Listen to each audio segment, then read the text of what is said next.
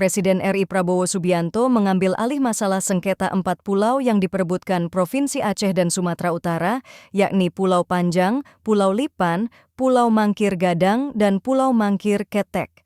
Langkah ini dilakukan menyusul polemik yang timbul usai terbitnya Kepmendagri nomor 3000,2,2 tanda hubung 2138 tahun 2025 yang menetapkan keempat pulau masuk wilayah Tapanuli Tengah, Sumatera Utara. Ex-anggota tim Mawar, Fauka Nur Farid, menilai keputusan Presiden Prabowo tepat untuk meredam potensi konflik dan mengoreksi informasi yang minim dari jajaran Kementerian Dalam Negeri. Ia meminta semua pihak menahan diri dan tidak mengeluarkan narasi provokatif selama proses penyelesaian berlangsung. Pemprov Aceh sendiri menolak keputusan Kemendagri karena menganggap pulau-pulau tersebut secara historis dan administratif milik Aceh.